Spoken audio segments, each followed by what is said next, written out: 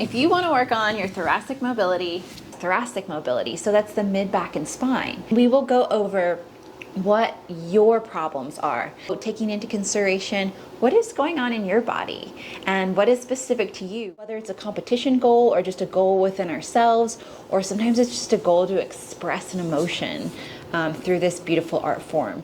Sometimes we're given an objective to get done, like a technique or a posture or a line. I found myself always asking the questions, how do I work on this better? How do I break deeper into my body? How do I prevent injuries? How do I protect my joints so I can have longer practices, practice more days in a row and not feel like I'm tearing down or breaking down or hurting some part of my body? And really get to the most effective stuff. And what are the factors that can allow me to really meet my dance goals faster, especially if you're an adult, you have limited time, and you're trying to dig into these stiff areas that maybe they've been stiff for a long time, and maybe you have a desk job or an old injury that's still stiff. So we need to take these things into consideration when training. We only have so much time, left in life in general to really make the biggest impact in our dance.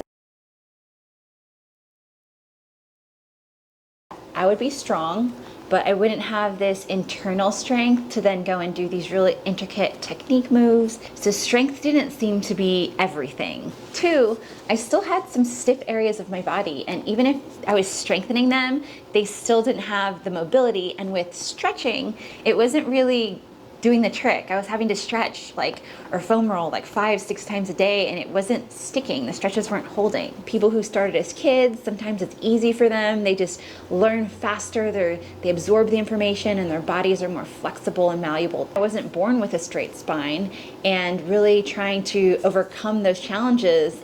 And that is why I've developed frameworks and protocols for dance, pulling together these ideas of physical therapy, what I learned as a chronic pain sufferer, what I learned as a dance addict, new protocols to specifically target how the nervous system talks to the muscles. These neuromuscular principles into the dancing to get to the next step of their body in a way that's going to feel more comfortable.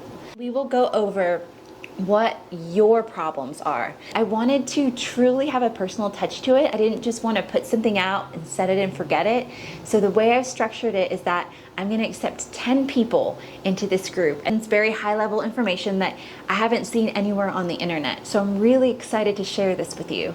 So we're going to talk about little known muscles, how to activate them within the fascia to then go and give a neuromuscular hack to get deeper into those stiff areas faster with more mobility, when to use these techniques and why, the warm-ups that have been most effective before a comp. We go through the 7 P's, the principles of fascial activation. Stay with your partner better on the floor. My secret sauce to engaging your pelvic floor for somebody who has scoliosis to make my spine look straight on the floor, even though in reality it's really not. Making a true shoulder roll that's connected to your body and not just empty. 3-step way to really activate your breathing that is not on the internet anywhere. I've had to dig deeper than just yoga. How our internal organs and even our hands, face, and neck play a role in our thoracic mobility. This is so great, and what an opportunity and remarkable one for the dance community.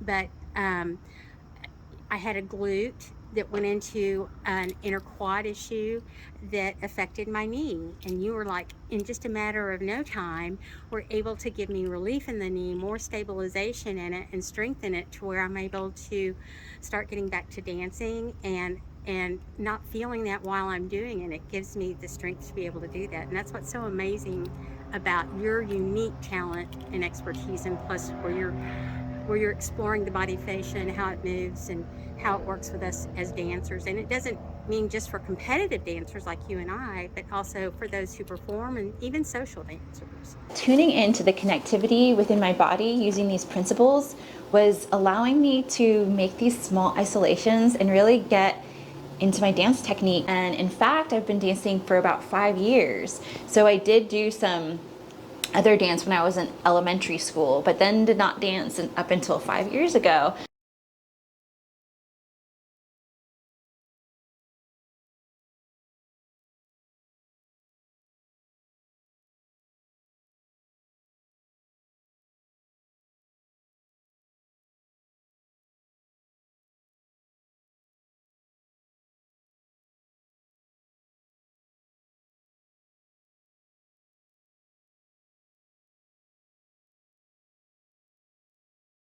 I'm not a dance teacher. I'm not teaching exact dance techniques, but really how to overlay it with what I know about the body, all of the things that I've learned not only as a physical therapist, but a chronic pain sufferer and a dance addict come into helping people. I still have a lot to go within my dance training, but I want to work together with this journey to enhance our dance faster together. I'm so excited to go through all this information with you guys. Please be one of the first 10 people